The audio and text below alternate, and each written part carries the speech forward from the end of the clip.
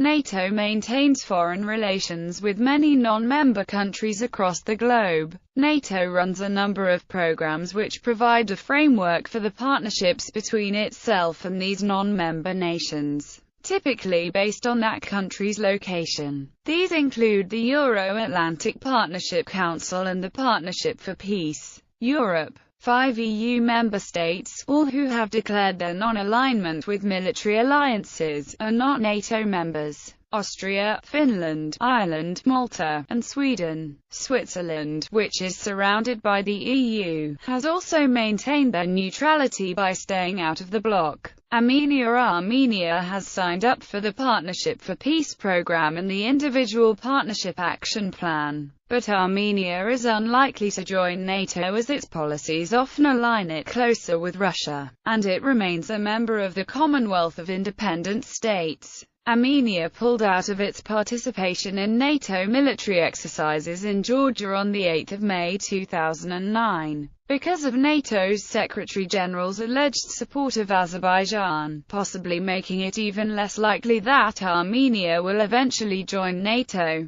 Azerbaijan. According to a NATO diplomatic source in August 2009, some key officials at NATO headquarters in Brussels were pushing hard for engaging Azerbaijan on the membership question. Turkey, Romania, Italy, Poland, the United Kingdom and the Baltic states are among the members backing a fast track for Azerbaijan's NATO membership. While President Ilham Aliyev has generally supported non-belligerency since his rise to power in 2003, Azerbaijan has hosted NATO military exercises and high-profile meetings in 2009. The unresolved conflict over Nagorno-Karabakh would present a major roadblock to membership. Azerbaijan made its policy of not being aligned with a geopolitical, military structure official when it became a full member of the non-aligned movement in 2011. Cyprus is the only EU member state that is neither a NATO member state nor a member of the PFP program. The Parliament of Cyprus voted in February 2011 to apply for membership in the program, but President Dimitris Christofias vetoed the decision as it would hamper his attempts to negotiate an end to the nation's dispute with the so-called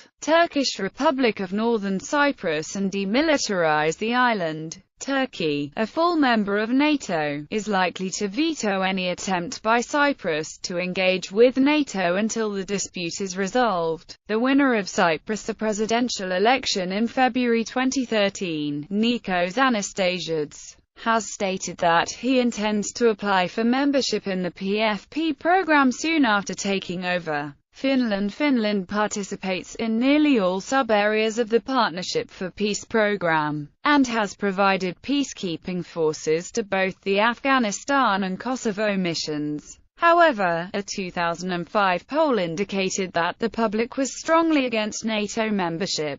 The possibility of Finland's membership in NATO was one of the most important issues debated in relation to the Finnish presidential election of 2006. Fellow right-winger Henrik Lax of the Swedish People's Party likewise supported the concept. On the other side, President Tarja Halonen of the Social Democratic Party opposed changing the status quo, as did most other candidates in the election. Her victory and re-election to the post of president has currently put the issue of a NATO membership for Finland on hold for at least the duration of her term. Finland could, however, change its official position on NATO membership after the new EU treaty clarifies if there will be any new EU-level defence deal. But in the meantime, Finnish defence forces are making technical preparations for membership, stating that it would increase Finland's security. Currently, no political party explicitly supports NATO membership.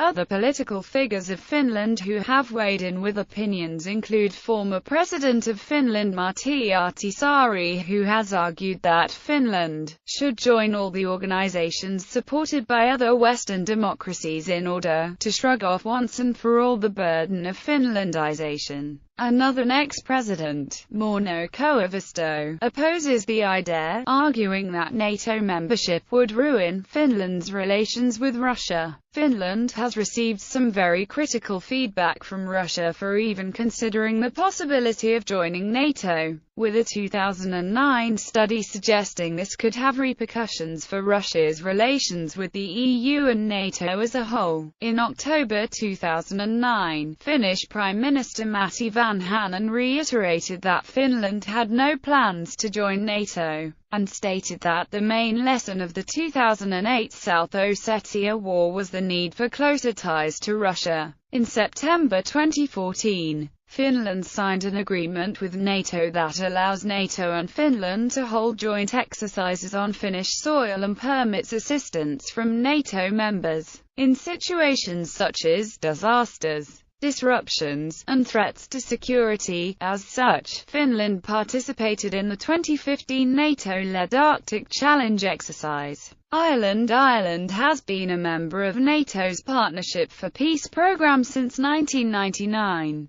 and is a member of the alliance's Euro-Atlantic Partnership Council, but has never officially applied to join as a full NATO member due to its traditional policy of military neutrality. Ireland participates in the PFP planning and review process, which aims to increase the interoperability of the Irish military, the defence forces, with other NATO member states and bring them into line with accepted international standards so as to successfully deploy with other professional military forces on peacekeeping operations overseas. Irish government policy for the deployment of troops to NATO-led missions requires that the missions be mandated by the United Nations, cabinet-backed and approved by Dáil Éireann. This is known as Ireland's triple lock. Ireland supplied a limited number of troops to the NATO-led International Security Assistance Force in Afghanistan and supports the ongoing NATO-led Kosovo force, as these were sanctioned by UNSC resolutions. Public opinion in Ireland continues to favour a policy of neutrality in armed conflicts, and currently no major political party fully supports ascension into NATO. There has been, and continues to be, a number of politicians who support Ireland joining NATO, mainly within the centre-right Fine Gael party, but the majority of politicians still do not. It is widely understood that a referendum would have to be held before any changes could be made to neutrality or to joining NATO. Former Secretary-General of NATO Anders Fogh Rasmussen said during a visit to the country in 2013 that the door is open for Ireland to join NATO at any time. Kosovo submitted an application to join the PFP program in July 2012, though its lack of recognition by 4 NATO member states could impede its accession. Moldova does not currently have plans to join NATO.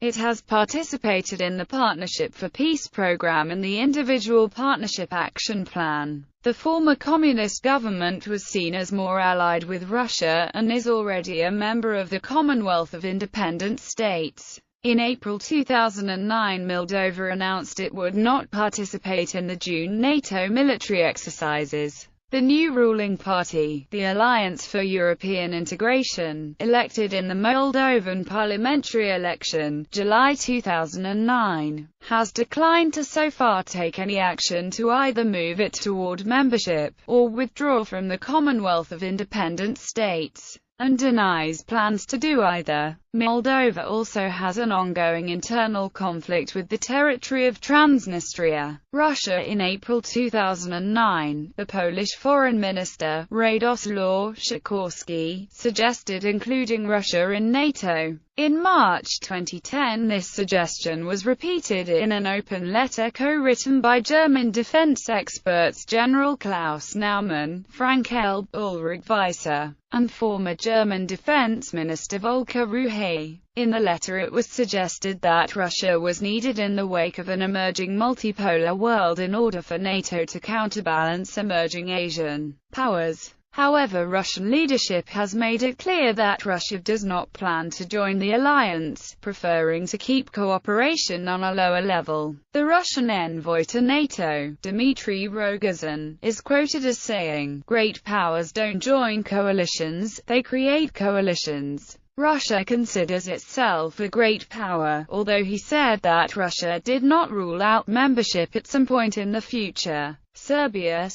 originally determined in 2005, as Serbia and Montenegro, to join NATO. The subsequent independence of Montenegro and Kosovo have strained relations between Serbia and NATO. Serbia, however, joined the Partnership for Peace program during the 2006 Riga summit. While this program is sometimes the first step towards full NATO membership, it is uncertain whether Serbia perceives it as signaling an intent to join the alliance. NATO historically fought Bosnian Serbian forces during the Bosnia War and Serbia during the 1999 Kosovo conflict. Following NATO's open support to Kosovo's declaration of independence in January 2008, support for NATO integration greatly dropped. An earlier poll in September 2007 had showed that 28% of Serbian citizens supported NATO membership, with 58% supporting the Partnership for Peace. The only political parties which currently support NATO integration are the minor opposition Liberal Democratic Party and Serbian Renewal Movement. The Democratic Party abandoned its pro-NATO attitude, claiming the Partnership for Peace is enough. Although current Serbian priorities do not include NATO membership, the alliance has offered Serbia an invitation to enter the Intensified Dialogue program whenever the country is ready. On 1 October 2008, Serbian Defense Minister Dragan Suchinovic signed the Information Exchange Agreement with the NATO, one of the prerequisites for fuller membership in the Partnership for Peace program. Sweden. In 1949, Sweden chose not to join NATO and declared a security policy aiming for non-alignment in peace and neutrality in war. A modified version now qualifies non-alignment in peace for possible neutrality in war. As such, the Swedish government decided not to participate in the membership of NATO because they wanted to remain neutral in a potential war. This position was maintained without much discussion during the Cold War. Since the 1990s, however, there has been an active debate in Sweden on the question of NATO membership in the post-Cold War world. These ideological divides were visible again in November 2006, when Sweden could either buy 2 new transport planes or join NATO's plane pool, and in December 2006, when Sweden was invited to join the NATO response force. While the governing parties in Sweden have opposed membership, they have participated in NATO-led missions in Bosnia, Kosovo, Afghanistan and Libya. The Swedish Centre Party and Social Democratic Party have remained in favour of non-alignment. This preference is shared by the Green Party, Left Party and the Christian Democrats. The right-wing Moderate Party as well as the Liberal Party are the only parties with representation in the parliament today that are in favour of NATO membership. Prime Minister Fredrik Reinfeldt stated on 18 September 2007 that Swedish membership in NATO would require a very wide majority in parliament, including the Social Democrats, and coordination with Finland. In September 2014, Sweden signed a host country agreement with NATO allowing for NATO forces to conduct joint training exercises on Swedish soil and for NATO member states as forces to be deployed in Sweden in response to threats to Sweden's national security. In October 2014, an opinion poll found for the first time more Swedes in favor of NATO membership than opposed. Ukraine. At the beginning of 2008, the Ukrainian president, Prime Minister and head of parliament sent an official letter to apply for the membership action plan. The idea of Ukrainian membership in NATO has gained support from a number of NATO leaders. At the 2008 Bucharest summit, NATO Secretary-General Yevgeny Shefard declared in a press conference that Georgia and Ukraine will join NATO. Within the NATO-Ukraine Working Commission, NATO officials reassured Ukraine officials that they are willing to invite their country to join the alliance. The Deputy Foreign Minister of Russia, Alexander Grushko, announced that NATO membership for Ukraine was not in Russia's best interests and wouldn't help the relations of the two countries. According to numerous independent polls conducted since 2002, Ukrainian public opinion on NATO membership is split, with the majority of those polled against joining the military alliance and many identifying it as a threat. According to the FOM Ukraine pollster, as of April 2009, 57% of Ukrainians polled were against joining the alliance, while 21% were in favor. A Gallup poll conducted in October 2008 showed that 45% associated NATO as a threat to their country, while only 15% associated it with protection. Protests, such as the 2006 anti-NATO protests in Feodossia, have taken place by opposition blocs against the idea, and petitions signed urging the end of relations with NATO. Influential Ukrainian politicians like Yuri Yekanurov and Yulia Tymoshenko have stated Ukraine will not join NATO as long as the public continues opposing the move. This was also confirmed by the 6 March 2008 agreement between the parliamentary coalition and opposition parties, which says that any international agreements regarding Ukraine's entry to NATO must be decided by referendum. In 2008, the Ukrainian government started an information campaign aimed at informing the Ukrainian people about the consequences of membership. The 2010 election returned Viktor Yanukovych as Ukrainian president and marked a turnaround in Ukraine's relations with NATO. In February 2010, he stated that Ukraine's relations with NATO were currently well-defined, and that there was no question of Ukraine joining NATO. He said the issue of Ukrainian membership of NATO might emerge at some point, but we will not see it in the immediate future. While visiting Brussels in March 2010, he further stated that there would be no change to Ukraine's status as a member of the alliance's outreach program. He later reiterated during a trip to Moscow that Ukraine would remain a European, non-aligned state. Then, on 3 June 2010, the Ukrainian parliament voted to exclude the goal of integration into Euro-Atlantic security and NATO membership from the country's national security strategy in a bill drafted by Yanukovych himself. The bill forbids Ukraine's membership of any military bloc, but allows for cooperation with alliances such as NATO. European integration is still part of Ukraine's national security strategy.